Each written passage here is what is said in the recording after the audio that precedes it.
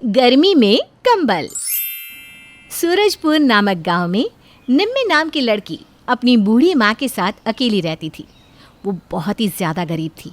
गर्मी का मौसम था और गर्मी की वजह से उसे बहुत ही ज़्यादा परेशानी हो रही थी। यहाँ तक कि वो इतनी परेशान हो गई कि उसकी वजह से उसका पूरा शरीर जलने लगा था। लेकिन उसे ना चाहते हुए भी भरी दोपहरी में काम करने जाना पड़ता था। एक दिन की बात है, उस दिन बहुत गर्मी थी और वो जल्दी जल्दी घर का काम खत्म करके खेतों पर जाने की तैयारी कर रही थी। तभी उसकी माँ उसे कहती है, खेत पर दोपहर तक मत रुकना, नहीं तो तेरी तबीयत खराब हो जाएगी। हाँ माँ, मुझे पता है। ये कहकर वो खेत पर काम करने के लिए चली जाती है। खेत पर जाकर जल्दी जल्दी अपना काम खत्म करने लगती है और जैसे ही दोपहर होने लगती है तो सूरज की तेज़ गर्मी पड़ने की वजह से उसकी हालत ख़राब होने लगती है। उसका शरीर जलने लगता है। ये गर्मी भी ना लगता है जान लेकर रहेगी। ऊपर से ये सूरज पता नहीं इतनी गर्मी क्यों कर देता है। गर्मी के मारे तो मेरा शरीर झुलस रहा है। ऊपर से पीने के लिए भी बहुत थोड़ा पानी ही बचा है। अगर इसे मैंने अभी पी लिया तो बाद में क्या पीऊँगी। ऐसा करती हूँ, थोड़ी देर मैं किसी पेड़ की छाया के नीचे बैठ जाती हूँ। और फिर वो एक पेड़ के नीचे जाकर बैठ जाती है। हाँ, अब जाकर थोड़ी सी राहत मिली। पर ऐसा कब तक चलेगा? काम तो करना ही पड़ेगा। ये सोचकर वो फिर से काम में लग जाती है। गर्मी की वजह से वो पसीना पसीना हो रही थी और उसका शरीर भी जल रहा था और प्यास के मारे उसका गला सूख रहा था।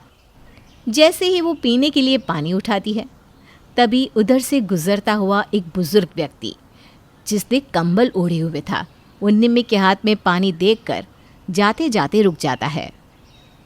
बिटिया, बहुत प्यास लगी है, थोड़ा पानी मिल जाता तो। निम्मी के पास पीने के लिए बस इतना थोड़ा सा ही पानी बचा था, पर वो उसे उस बुजुर्ग व्यक्ति को दे देती है। बाबा, ये लीजिए पानी। पर बिटिया, ये पानी तो तुमने अपने लिए रखा था और तुमने मुझे पीने के लिए दे दिया। बाबा, मुझसे ज़्यादा ज़रूरत तो आपको है पानी की, और वैसे भी मुझे इतनी भी प्यास नहीं लगी थी। तुम यहाँ इतनी गर्मी में अकेले काम कर रही हो, बाकी के लोग कहाँ गए? वो बाबा, गर्मी अधिक है ना, इसलिए कोई भी दोपहर में काम करने नहीं आता। तो बिटिया, तुम भी तो काम कर रही हो, क्या तुम्हें गर्मी नहीं लगती? लगती है ना बाबा, पर क्या करें, पेट भरने के लिए काम तो करना ही पड़ेगा ना। काम नहीं करूँगी तो मैं और मेरी माँ क्या खाएंगे। वो बुजुर्ग व्यक्ति पानी पीने के बाद अचानक वहाँ से गायब हो जाता है। ये बाबा कहाँ चले गए और अपना कंबल भी यहीं छोड़कर चले गए। निम्मी उस कंबल को अपने पास रख लेती है और फिर से वो अपने काम में लग जाती है। काम करते करते निम्मी को शाम हो जाती है और वो कंबल लेकर अपने घर आती है। उसे अपने चारपाई पर रख देती है। निम्मी के हाथ में कंबल देखकर उसकी माँ उससे कहने लगती है, अरे निम्मी, तो ये भरी गर्मी में कंबल कहाँ से उठा लाई? इतनी सड़ी गर्मी में इस कंबल का क्या करेगी? फिर निम्मी अपनी माँ को सारी बात बताती है। कुछ देर में रात हो जाती है तो निम्मी और उसकी माँ खाना खाकर सोने की तैयारी करने लगते हैं। पर गर्मी इतनी ज़्यादा थी कि निम्मी को नींद ही नहीं आ रही थी, और तो और उसका शरीर बुरी तरह झुलस रहा था, जिसकी वजह से उसे बहुत ज़्यादा जलन हो रही थी। निम्मी कुछ देर बाहर घूमने चली जाती है और कुछ देर घूमने के बाद वो वापस आकर चारपाई पर लेट जाती है और सोने की कोशिश करती है।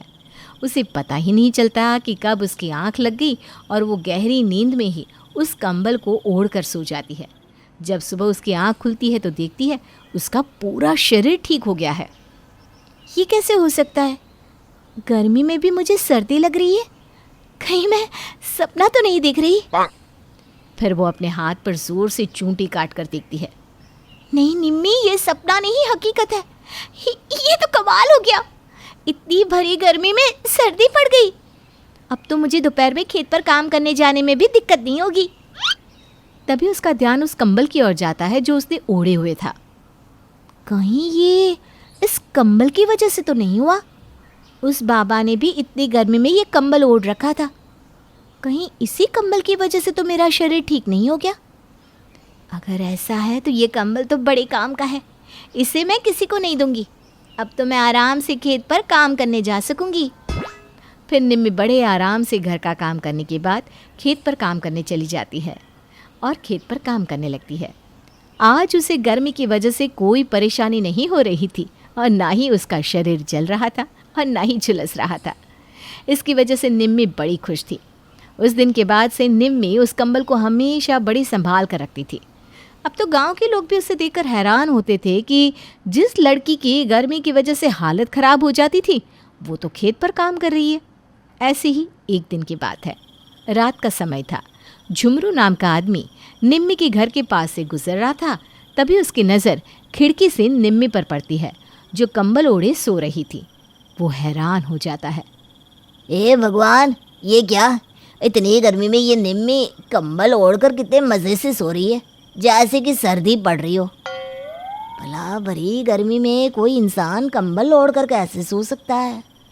कहीं इस कंबल की वजह से तो ये ठीक नहीं हो गई। तभी उसके दिमाग में एक तरकीब सूझती है। अगर ऐसा है तो मैं ये कंबल इससे चुरा लूँगा और इसकी वजह से मैं लोगों को ठीक करके उनसे मनमाने पैसे लूँगा और फिर तो मैं बहुत अमीर आदमी बन जाऊँगा।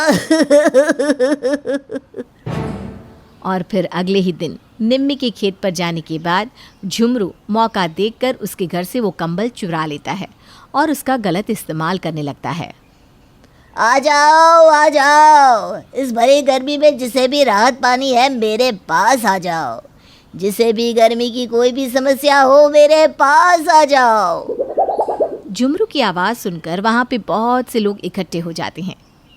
अगर तुम ऐसा कर सकते हो तो मुझे ठीक कर दो। देखो ना, मेरे शरीर पर गर्मी की वजह से कितने सारे लाल दाने हो गए हैं, जिसकी वजह से मुझे खुजली होती है। ठीक तो कर दूंगा, पर इसके तुम्हें मुझे पैसे देने होंगे। हाँ, पहले तुम मुझे ठीक तो कर दो। झुमरू उस कंबल को उस बीमार औरत पर डाल देता है, जिसकी वजह से उस औरत की तबीयत और बिगड़ने लगती है। मर गई रे, इस कंबल से मेरा शरीर जल रहा है। अरे कोई बचाओ मुझे, हटाओ इस कंबल को मेरे शरीर से, जल्दी से हटाओ।